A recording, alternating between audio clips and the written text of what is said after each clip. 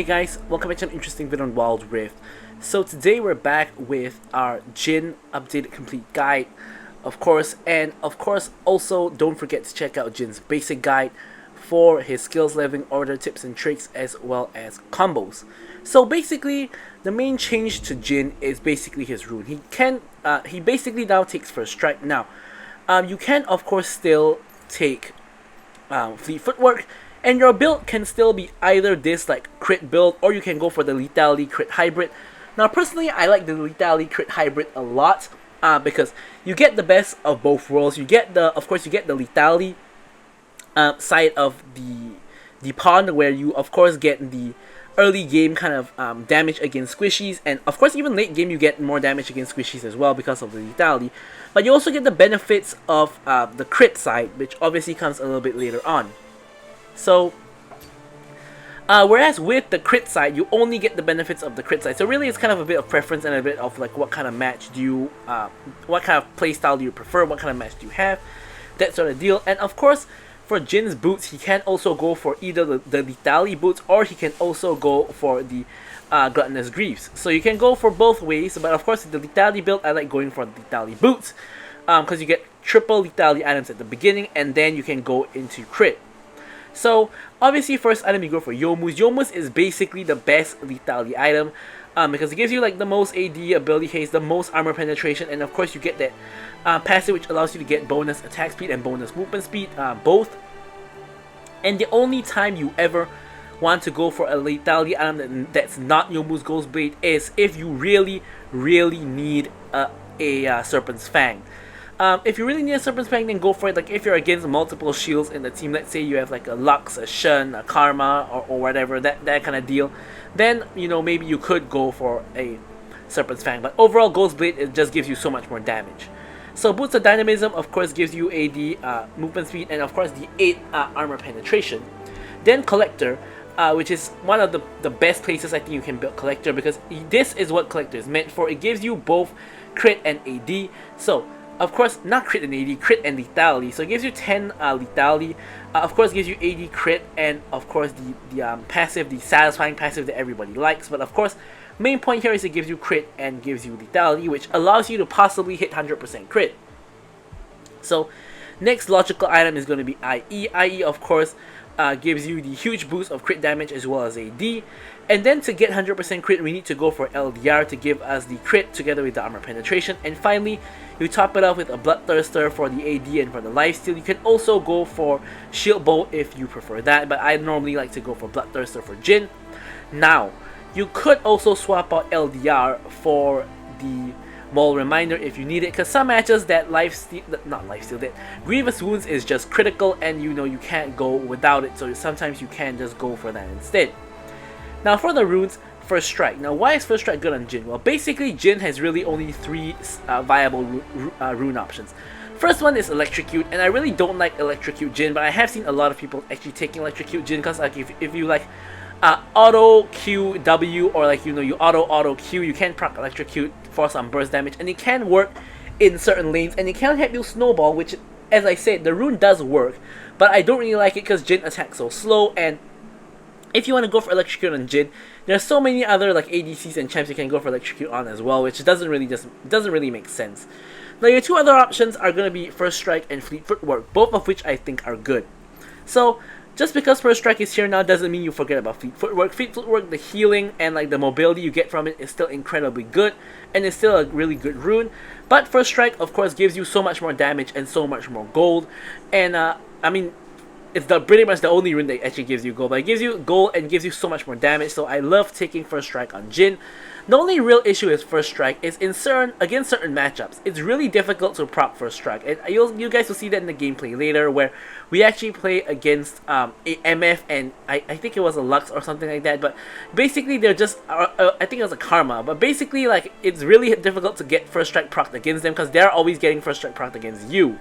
But anyways, talk a little bit more about that in the gameplay. But here, for the runes, you want to take Brutal, of course, for the on-hit damage. Coup de Grace, of course, for the damage against low HP enemies. You could also go for Giant Slayer against tanky teams. Bloodline, of course, for more Omnivamp, and finally Bone Plating for the defensive capabilities. Now for the spells, you want to go for Flash, and then you go for either Ghost or Exhaust. Kind of depends on how much you need Exhaust in the game. Ghost is the default, but if you need Exhaust, then of course you want to go for that.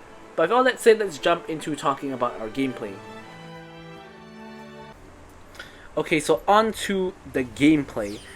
So of course here we're playing Jhin with a Soraka. So now Jhin kind of works with with basically any support. He works with enchanters, he works with engagers. Normally engagers are kind of preferred because if you have someone to engage for you, you can of course follow up and of course try to get kills in the early game and snowball because you do have a very dominant early game.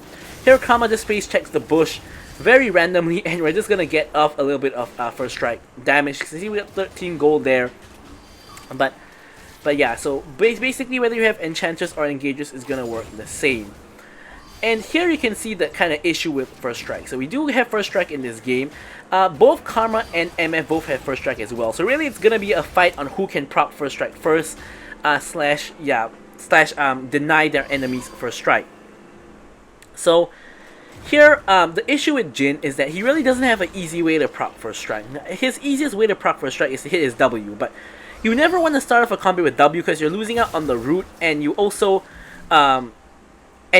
just are not in range to follow up. And if you just spam W to proc first strike, it doesn't make any sense. So to really get first strike value, you gotta like normal auto attack slash Q or whatnot. But anyway, here Lee Sin comes in for a gank. I hit a beautiful W. At the spot Karma is going to walk it, and Lee Sin picks up an easy first blood. But as I was saying, like, it's really difficult to proc first strike on Jhin against certain lanes. So certain lanes you honestly just shouldn't take first strike. So for example, like in this lane against MF and Karma, I kind of was just like autopilot taking runes into the game. But honestly, in this game, you shouldn't be taking first strike on Jhin. You should be taking fleet footwork because MF has her E to easily proc first strike. Karma can just Q you for the first strike. You're never going to get in range to proc your first strike. As a matter of fact, basically my whole laning phase, I only got like 36 gold from like first strike. And 13 of that gold was already from that initial trade at level 1. So it was just a disaster. However, first strike does pay dividends in the game later on, because when we get to like mid and late game where I can't actually get my first strike proc consistently, it does let me do a lot of extra damage, and it also does, of course, help me out in terms of getting extra gold. But in the laning phase, it's basically useless against Karma and MF. So basically for this reason, first strike isn't always the go-to rune for Jhin. I still think first strike is a completely busted OP rune, but however, even so, you don't want to take it every match, because in some matches it's just really difficult to get the value from first strike compared to basically any other rune. Here Gragas comes in for a surprise gank. Soraka's getting focused. Here I root the MF to prevent her from following up, and I actually managed to get the 4th shot onto the Karma to secure the kill. Here I hit a pretty nice Q onto the MF. MF is really low. I'm trying to pop the ult, and here I really have no idea where she went. Where did she go? I guess like on hindsight from the replay, I guess she must have like walked into the river bush and flashed over the wall. Is probably where she went. But in the game, I was pretty confused as to where did Miss Fortune actually go. Pretty funny, but yeah. So here, with that kill, we're gonna actually back. We can build towards our Youmuu's Ghost Blade. Unfortunately, don't quite have enough gold to complete the Ghost Blade, at least as of yet. But we have both component items now, 1, 0, and 1. Of course, assist coming in from that gank from the Lee Sin, and we're in pretty good shape.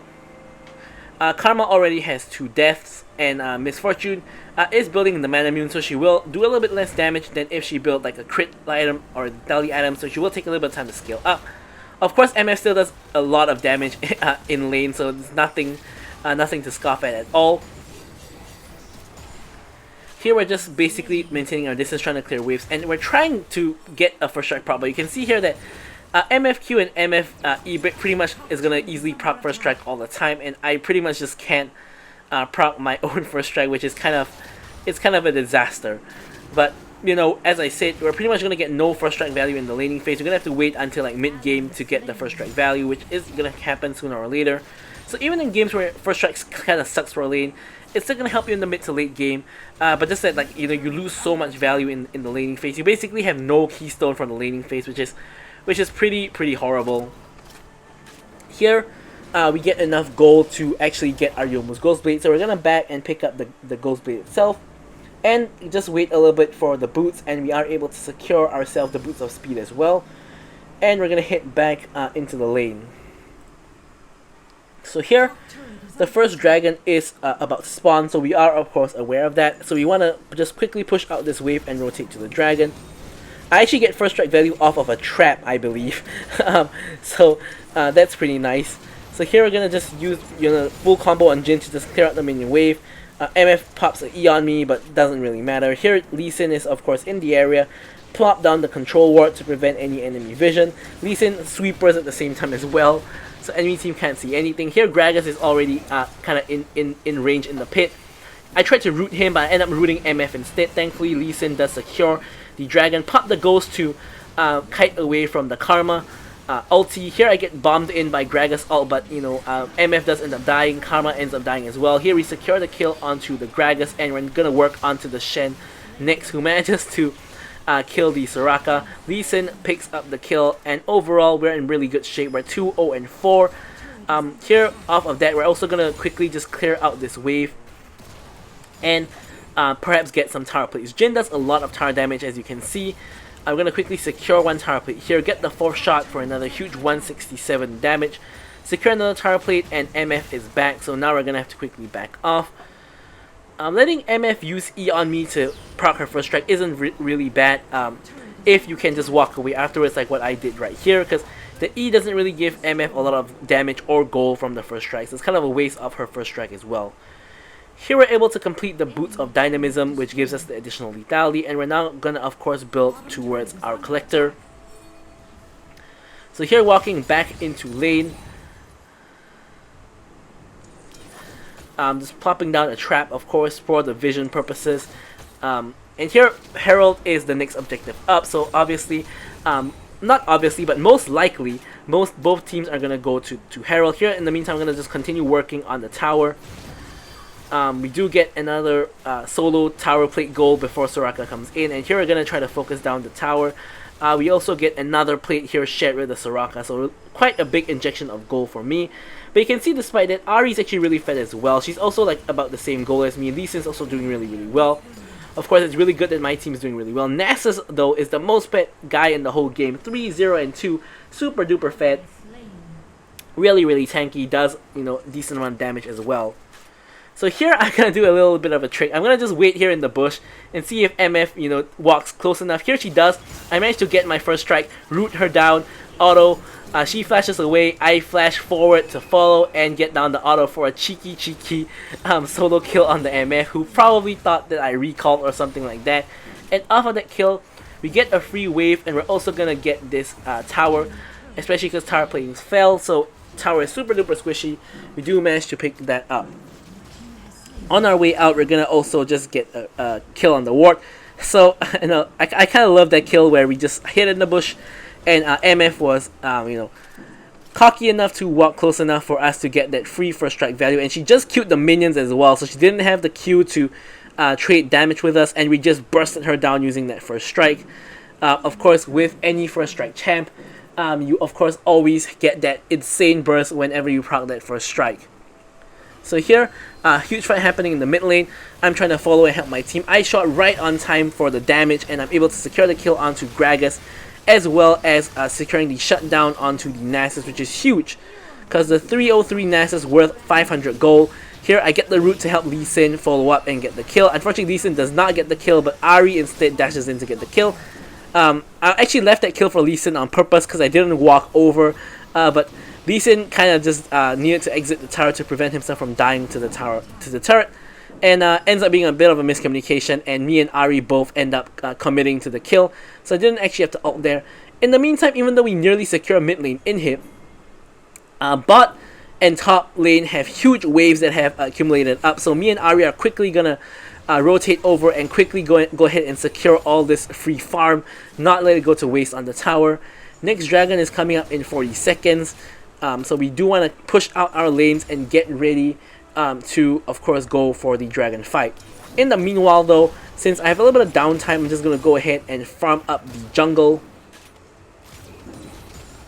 like so. And here I think I can secure a BF sword probably, so I'm gonna actually back to buy before dragon spawns. Yep, I get a BF sword here. Of course, BF sword is a huge injection of AD, and we're gonna walk over to the dragon. Here MF is actually pushing in, so I'm gonna go ahead and go catch the wave first. Lee Sin's actually on blue buff, so on kind of the wrong side of the map at the moment, so no point of just walking straight to the dragon pit. Good news though is that the enemy team also appears to not be doing the dragon, so looks like a fight's gonna break out in mid lane. I'm gonna quickly just clear out this wave because Jhin is really good wave clear, and then I'm gonna rotate over to join my team. Here I'm going by the safe way, not through the river, because I could get cut off by an enemy team member in the river and, you know, just die as a result. Here Lee Sin even backs to like get items. Gragas is already starting up the dragon. Actually he is not, he's just clearing the ward. But here we're just trying to secure the area, secure the premises. If Gragas gets the skull crab, here I try to actually get a catch on Gragas, but unfortunately the blind W does not land. So instead we're gonna just head back over, fall back onto the dragon, and just secure the dragon with my team. Unfortunately Ahri and Darius did end up kind of dying on the opposite side of the map, so we do have you know, a numbers disadvantage on the map at the moment, so we don't want to do anything too overly aggressive. I say that, but we spot Karma and Gragas committing onto the Sin. Nasus is top, so we're gonna actually commit to going for this inhib. Only MF is here to defend. We're gonna quickly just one-shot that inhib, and we're gonna, of course, just make our take our exit. Here Karma actually cuts us off, but look at the insane damage we have onto the Karma. Here I flash away from the Gragas, I get the kill onto the Karma, and here Lee Sin is back over to back me up. Here I use the Ghost to kite around the fight. Put Gragas onto 1 HP. Lee Sin manages to finish off the Gragas, and now we're on to focusing our next target, which is going to be the MF. Sorry, didn't scroll the ult in time, but we did get the kill on MF, and we're also going to root down the Nasus, and Darius is going to secure the kill. Now here, at this point, enemy team basically just surrenders the game. It's only like a 10-minute game. Enemy team just surrenders, and you know, we pick up the victory. So I'm going to leave you guys with the stats as usual. Thank you guys so much for watching the video, and goodbye.